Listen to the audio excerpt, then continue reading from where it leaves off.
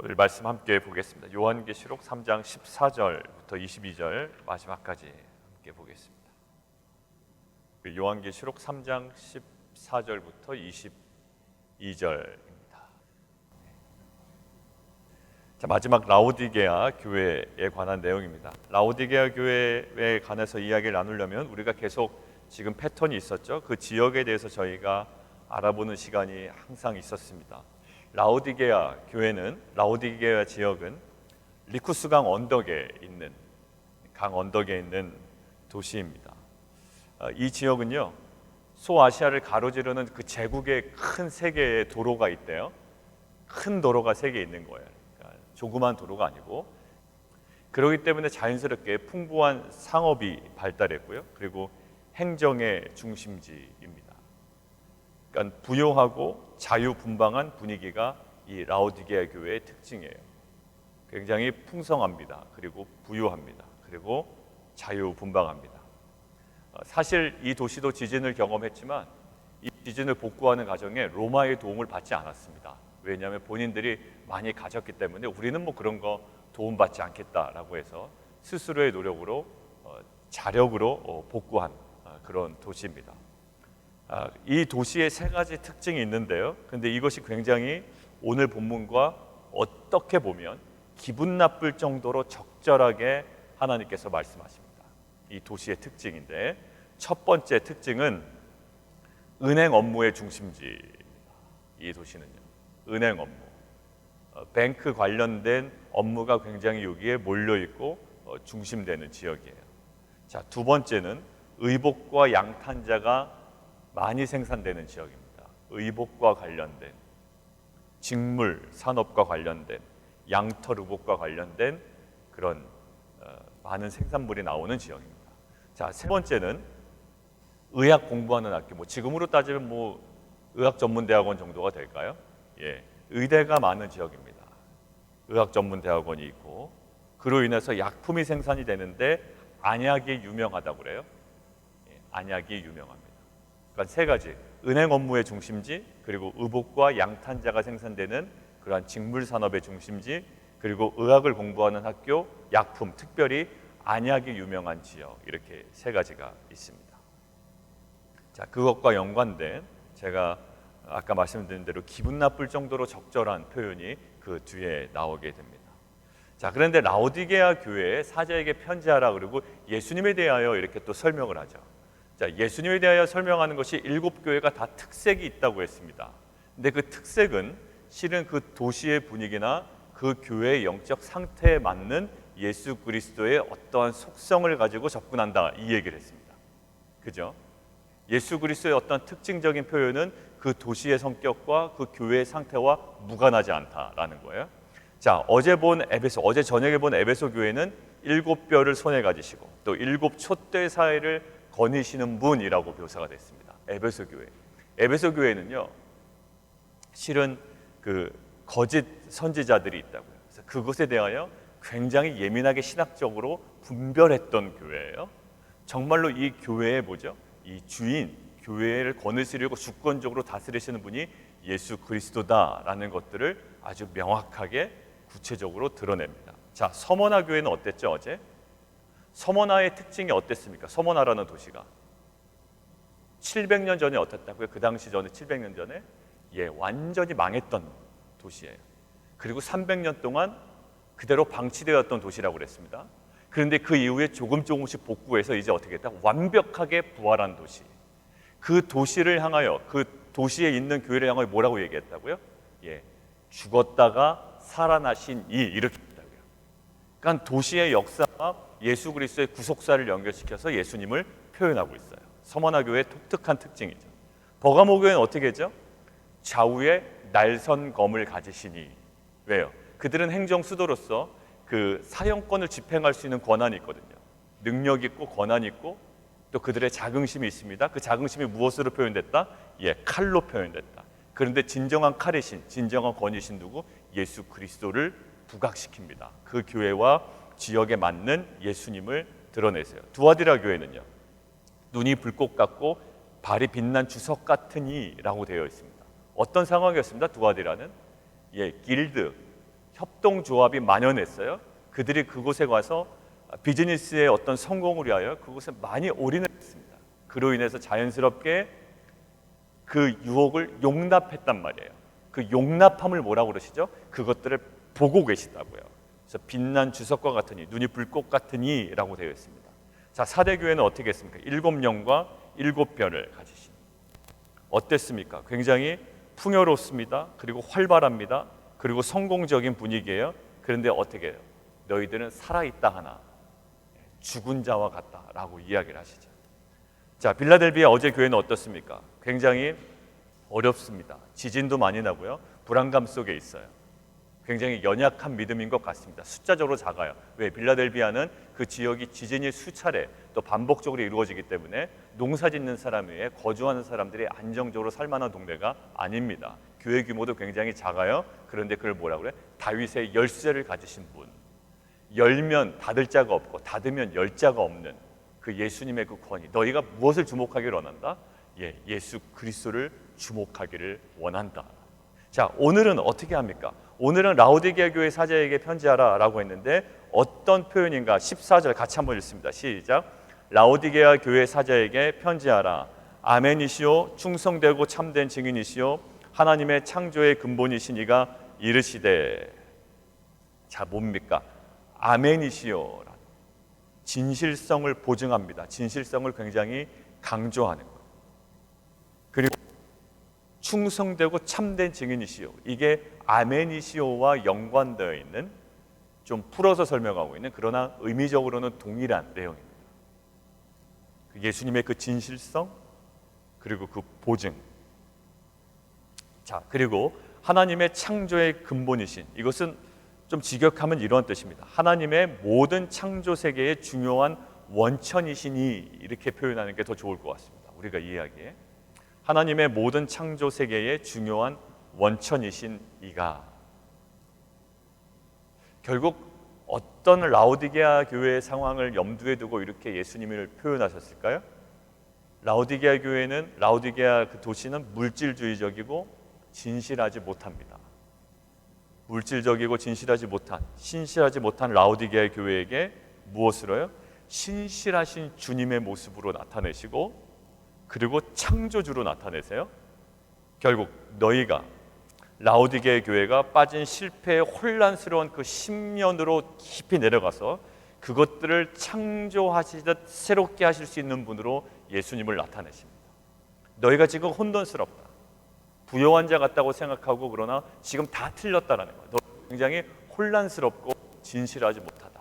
그 너희의 그 심연으로 내려가, 그 혼란스러운 심연으로 내려가 내가 다시금 너희 공동체를 새롭게 창조하겠다라는 하나님의 선언, 예수님의 모습입니다.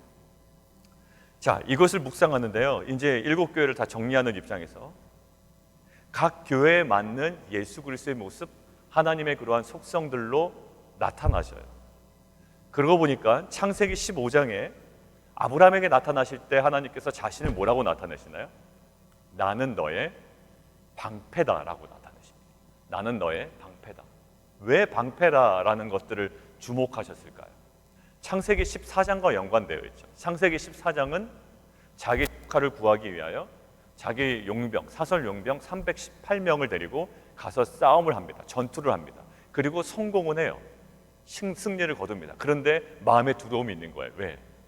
자신은 개인적인 사설 용병을 데리고 갔지만 저기는 국가적으로, 민족적으로 덤빌 수가 있단 말입니다.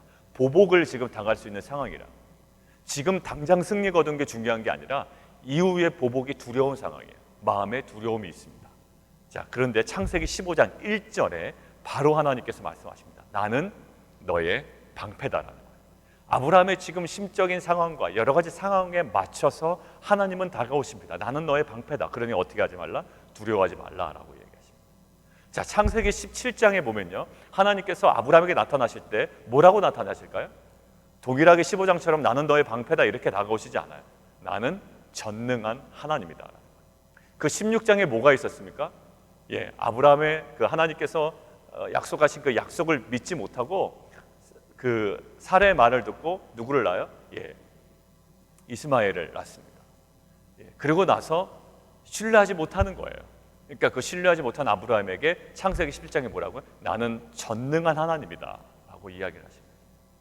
자, 우리가 이 14절 그리고 지금까지 7교회의 다양한 모습으로 예수님을 표현하시고 나타나셨던 이 모습을 통해서 우리가 묵상할 것이 있습니다. 뭐냐 하면 여러분 각 상황에 맞는 하나님의 그리고 주님의 모습으로 만나고 회복되는 하루가 되기를 원합니다.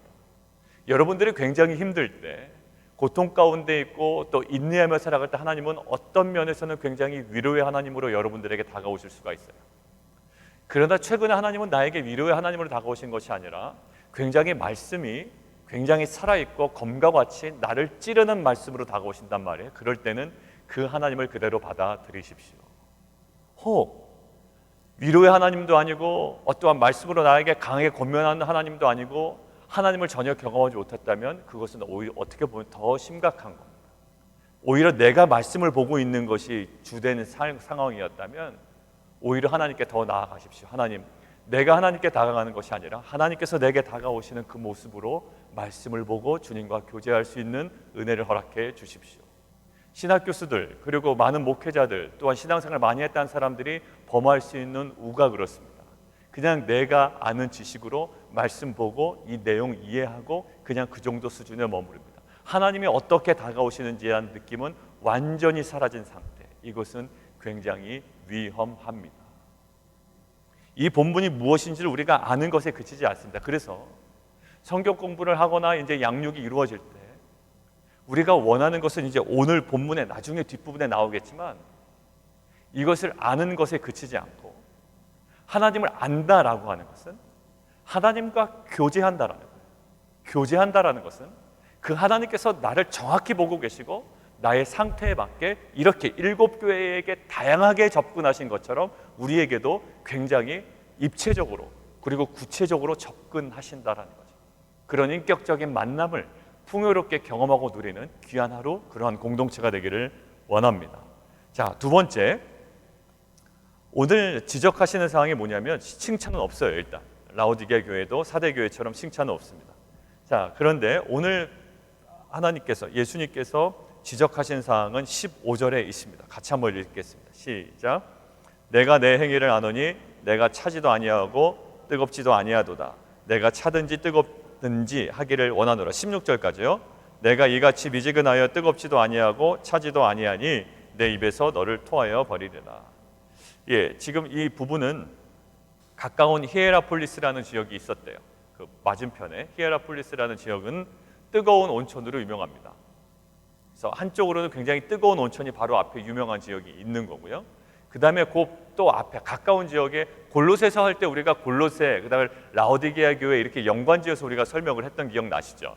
그러니까 라오디게아 교회 근처에 기억이 안 나신다는 표정을 갑자기 확 지으시니까 골로새 교회, 라오디게아 교회 같이 설명을 했었습니다. 골로새 이야기할 때. 자, 라오디게아 교회 근처에 뭐가 있다고요? 골로새 교회가 있다고요. 골로새 지역의 유명한 건 뭐냐면 골로새는 질 좋은 식용수가 되는 차갑고 맑은 시내가 거기에 있어요. 그러니까 이 차갑다라고 하는 단어는 이 골로새 지역에 있는 아주 차가운 식용수를 얘기하는 거예요. 이 차갑다라는 이 느낌은 어느 정도 느낌이냐면 우리가 산 꼭대기에 가면 이야 정말로 얼음장 같다라는 그 물 있죠. 그 정도로 아주 그냥 아리아리하게 차가운 거예요. 아리아리하는 표현이 맞는가 모르겠습니다. 아무튼 그런 정도로 차가운 물이에요. 식용에 아주 도움이 되는 차가운 물. 그리고 뜨거운 물은요 히에라폴리스에 있는 뜨거운 온천. 그런데 그 아까 라오디게아가 어느 강 근처에 있었다고요? 리쿠스 강 근처에 있었다고 그랬죠? 근데 리쿠스 강이 여름이 되면 어떻게 됩니까? 여름이 되면 오히려 그 강이 마르는 거예요. 그래서 물을 구하기 위하여 긴 수로를 이용해야 됩니다. 이제 물을 끌어오는데 이 뜨거웠던 물이 어떻게 될까요? 수로를 통해서 들어올 때 미지근해집니다. 물이 미지근해지고요. 불순물이 끼고요. 더러워서 병을 유발시키는 물이 돼요. 그러니까 그 라오디게아 교회 그 강이 마를 때, 리쿠스 강이 마를 때 물을 구하기 위하여 긴 수로를 통해서 들어오는 물이 미지근하고 불순물이 있고 굉장히 더러워서 병을 유발시킬 수 있는 물이에요. 자, 그 지역의 상태를 두고 말씀을 하시는 거예요. 라오디게아 이런 특성을 가지고 그 골로새에 있는 물처럼 아주 차갑든지 쨍하고 차갑든지 왜냐면 그게 도움이 되거든요. 시원한 식용이 되니까. 아니면 그 그 히에라폴리스에 있는 온천처럼 아주 뜨겁든지, 근데 지금 너희의 그 흐르는 물은 상태처럼 너희의 신앙이 어떻다? 미지근하다라는 거예요. 그럼 그 미지근함이 무엇으로 드러나느냐라는 거예요. 그 미지근함은요, 자기 자신에 대한 영적인 분별력이 떨어지는 거예요. 신앙적으로 미지근하다라는 것은 야, 너 왜 교회 안 와? 뭐 이런 것이 아니라 그 미지근함의 하나의 현상이 있는데, 그것이 뭐냐면 자기 자신의 상태를, 영적인 상태를 진단하거나 분별하지 못하는 거예요. 무엇으로 분별한다고요? 예, 나는 부자다, 나는 부요하다, 이렇게 분별한다고요. 나는 신앙생활 뭐 많이 했다. 자꾸 신앙생활 오래 하신 분들 디스하는 것 같아서 죄송해요. 그냥 제가 표현하는 표현이니까, 관용적인 표현이니까 이해해 주시기 바랍니다. 나는 신앙생활 많이 했다, 나는 부자다, 나는 많은 것을 가졌다라는 거예요. 그런데 지금 이 실상을 하나님께서 주님께서 뭐라고 말씀하시냐면, 첫 번째, 공고한 것, 가련한 것. 그 다음에 가장 이제 중요한 것 세 개가 나옵니다. 세 번째가 뭘지요? 가난한 것. 이게 아까 그래서 기분 나쁠 정도로 적절한 표현이라는 거예요. 부자다라고 이야기합니다. 근데 그들의 어떠한 중심지라고요? 은행 업무의 중심지, 부족함이라는 건 전혀가 없습니다. 그런데 너희가 가난하대요. 은행 업무의 중심지인데. 자, 두 번째, 눈먼 것과, 아까 뭐라고요? 의학 공부한 학교가 있고 약품이 생산되고 특별히 안약이 유명합니다. 그런데 안약이 유명한 이 지역에 뭐해? 너희 눈이 멀었다라는 거예요. 자, 그리고 뭐합니까? 벌거벗은 것. 그 지역은 의복과 양탄자가 생산되는 직물 산업의 중심지입니다. 입는 것이 부족함이 없는 도시예요. 그러나 어떻게 돼? 너희 상태가 옷이 그렇게 많아도 너희는 실상은 벗은 자와 같다라고. 금융과 직물과 약품의 중심지, 의학의 중심지임에도 불구하고 너희들은 실은 가난하고 눈멀고 벌거벗었다라고 해요. 어제 서문화 교회 뭐라고 얘기했죠? 서문화 교회는 고통과 환난과 여러 가지 어려움과 궁핍에 있습니다. 그런데 그 서문화 교회를 향하여 현재형으로 무엇이라고 하나님께 선언하신다고요? 너희는 부요한 자다라는 거예요.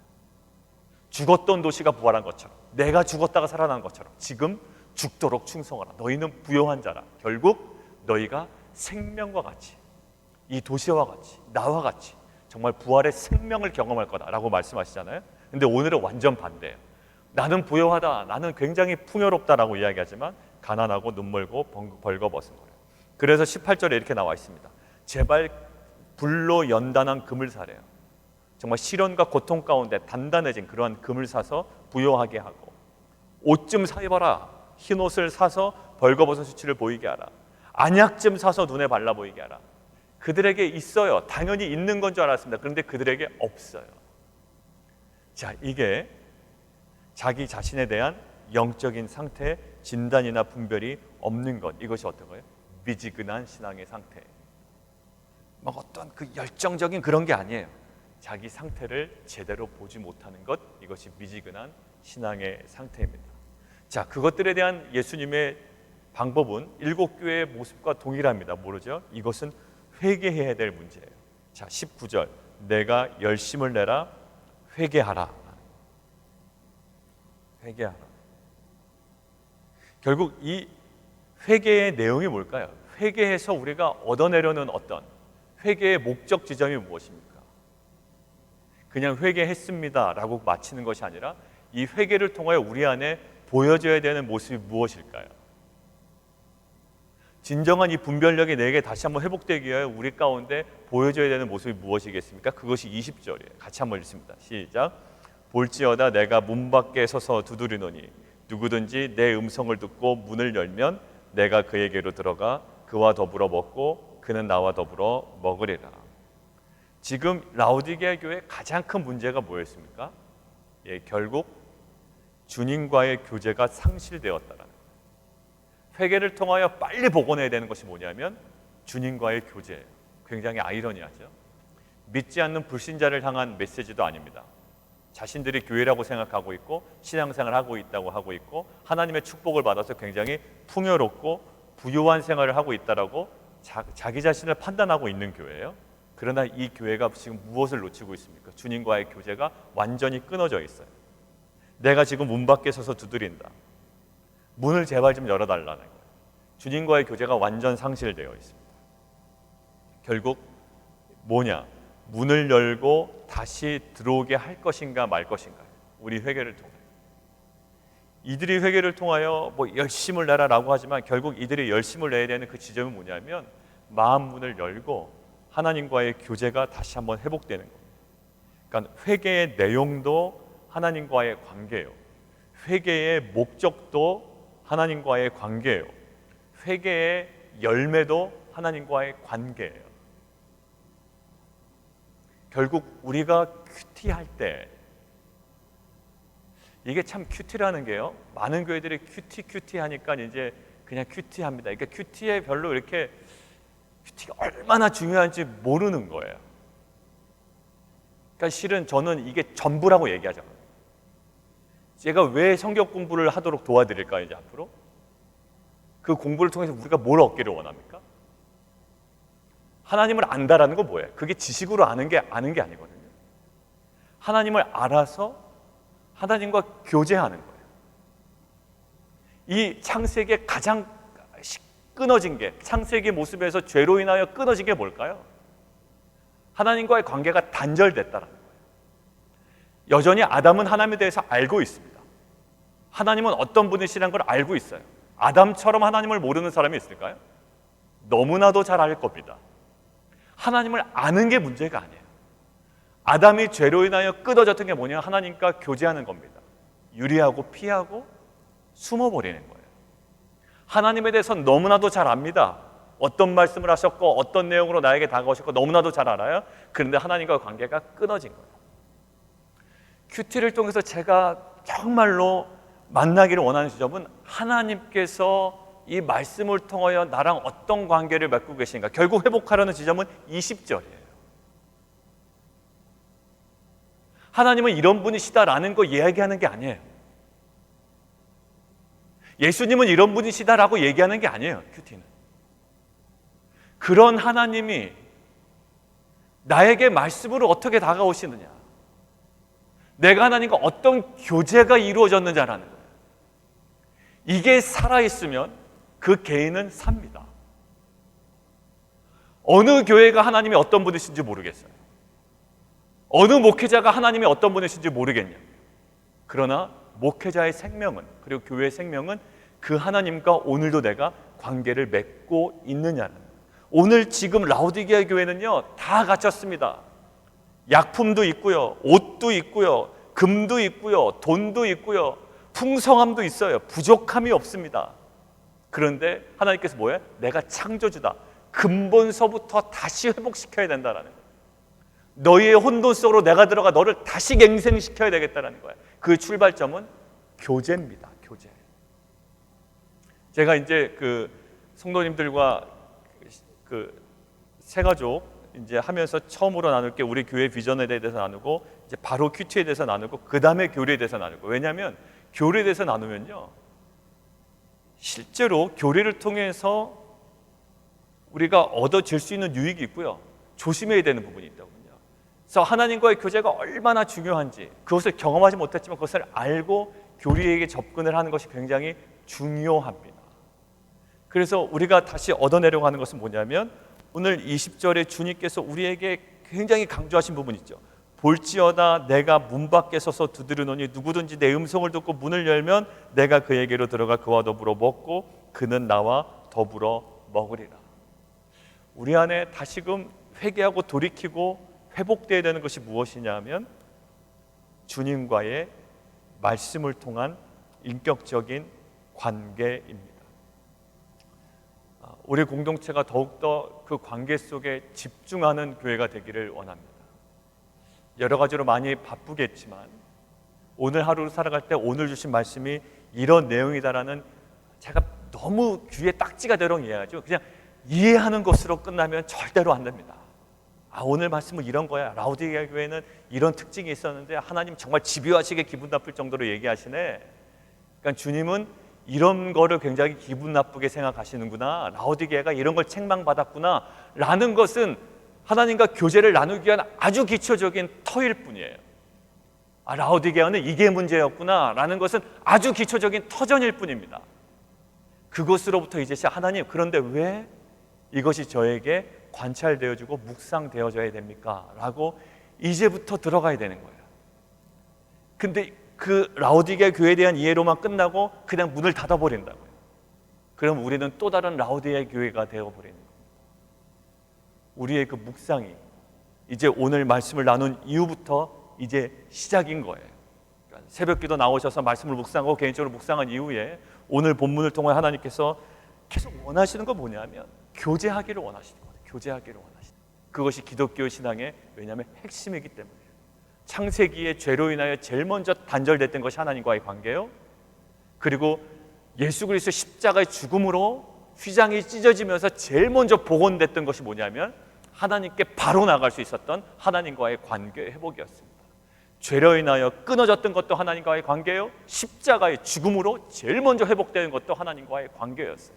그러니 신자가 가장 먼저 우선적으로 잡고 가야 될 것은 하나님과의 관계입니다. 하나님을 아는 지식으로 하나님과의 관계에 더 깊이 들어가 또 다른 라오디게의 교회가 아니라 하나님과의 관계 속에 그 풍성한 은혜를 경험하는 귀한 공동체가 되기를 원합니다. 같이 한번 기도하겠습니다. 시간 함께 기도할 때 이제 저희 공동체가 그동안에 큐티 세미나를 제가 4주 5주 동안 이전 공동체에서 했지만 그냥 이제 제가 얘기하는 그 큐티 하십시오라고 이야기하고 여성 큐티에서는 또 집회로 하고 또 그 나눔 가운데 경험하고 이러기 때문에 그것들을 경험하지만 다시 한번 라오디게아 마지막 부분에 나오는 이 하나님께서 원하시는 이 교제, 이 큐티는 어떤 학습이 아니라 이론이 아니라 살아있는 하나님과의 관계거든요. 이 생명력 있는 이 관계를 경험하지 못하면 정말 이 큐티는 정말 하나의 형식이 됩니다. 정말 이곳에서의 그 복음의 진수를 경험해야 됩니다. 하나님, 우리 공동체가 다시 한번 말씀의 깊은 곳으로 들어가 하나님과의 관계가 날마다 이 말씀을 통하여 회복되어지는 정말 살아있는 공동체 되게 도와주십시오. 우리 함께 기도하며 나아가도록 하겠습니다. 어제 서머나 교회는 굉장히 고통 가운데 궁핍한 환난 가운데 있었습니다. 그들은 의기소침해 있었고 그러나 그러한 그들에게 예수님께서 너희는 진정한 부요한 자다라는 격려와 도전을 해주십니다. 그러나 오늘 라오디게아 교회는 정말 나는 부자다, 부요하다라고 이야기하지만 예수님께서는 너희는 가난하다, 눈멀었다, 벌거벗었다라고 이야기를 합니다. 하나님, 정말 그 미지근한 신앙의 본질은 자기 자신의 영적 상태를 간파하지 못하고 분별하지 못하고 제대로 바라보지 못하는 것입니다. 하나님, 우리가 스스로 부요하다라고 이야기하지만 우리의 상태가 정말로 그 부요한 상태인지 정말 주님의 관점으로 우리가 바라볼 수 있도록 인도해 주십시오. 우리가 열심을 낸다는 것은 다른 지점이 아니라 주님과의 관계 속으로 들어가 주님께서 내 삶을 바라보시고 내 삶을 인도하시는 그 관계가 회복되는 것인 줄 믿습니다. 하나님, 우리 안에 정말 그 차가운 신앙, 또한 하나님 정말 뜨거운 신앙, 하나님 그러나 미지근 신앙에서 탈피해버리는 정말 귀한 은혜의 관점이 되게 도와주십시오. 함께 기도하겠습니다.